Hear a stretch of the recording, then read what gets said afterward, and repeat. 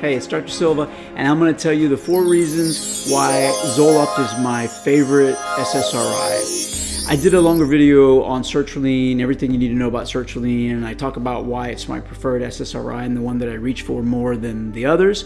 And so please check that out if you want a little bit more detail. But I'm going to recap that, the 4 reasons why I reach for Zoloft more than some of the other selective serotonin reuptake inhibitors. So Zoloft is an SSRI. It blocks the reuptake of serotonin. That increases serotonin at the synapse, and increasing serotonin does a lot of things: lowers anxiety, gives you a sense of well-being, makes you feel like everything's going to be okay. You worry less, you're less irritable, and you cry less. It has antidepressant and anti-anxiety actions. It's also very good for irritability and frustration tolerance. And all the SSRIs do that. They differ in terms of tolerability. They differ in terms of their side effect profiles. A lot of the side effects they do share because they're increasing serotonin, and it's that increase in serotonin that's causing the side effects. Increased serotonin where we don't want it, in the gut, or in certain areas of the brain, making you sleepy or tired, or if it's too much, making you apathetic and anhedonic. But there are separate videos on all of that, including an overview of the SSRIs, and I encourage you to check those out if you're curious. So, Zoloft, what sets it apart and why do I like it? Reason number 1, it has a wide dosing range. It goes all the way from 25 to 100 in terms of the pills, and they're scored so you can snap them in half. I can start someone as low as 12.5 if I want to. The typical starting dose is 25 to 50. I always use 25, and then we gradually titrate to 50 milligrams, which is the minimum effective dose for most patients, particularly those with anxiety. There are some geriatric patients and children who might do okay on the very lower doses, but almost everybody gets to at least 50. And then I used to just bypass 75 and go straight to 100, but I find now that parking at 75 can really mitigate some of the side effects, and you still get improvement over the 50. And we don't necessarily need to go to 100. But I like the fact that I can dose it very specifically. The ability to titrate the dosage by 12.5 milligrams also assists in the ability to avoid the physical withdrawal symptoms that sometimes occurs with SSRIs. Zoloft is just a little bit easier to dose. Reason number 2, weight gain is not expected.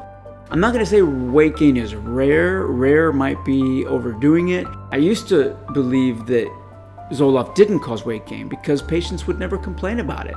And those few patients, those very few patients that were having it, probably didn't link it to the Zoloft, and so they didn't come back and complain about it. But it's not like Paxil or Lexapro or some of the others where you get a lot of weight gain in a lot of people.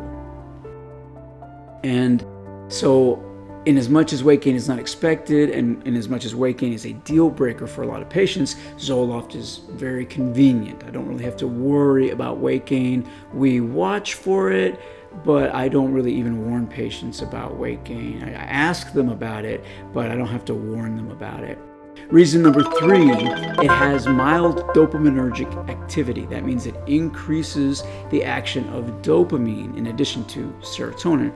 And the significance of that is, well, dopamine, you increase dopamine and you improve cognition, for one thing. And there are studies that show that Zoloft might be better in geriatric patients who are having age-related cognitive decline. It's not going to reverse Alzheimer's by any means, but if you have an elderly person who's a little forgetful, or whose depression has a lot of cognitive symptoms because they're more vulnerable to cognitive symptoms, just not being able to pay attention and being distractible and forgetful. Increasing dopamine is a way to treat that directly, to treat those symptoms directly.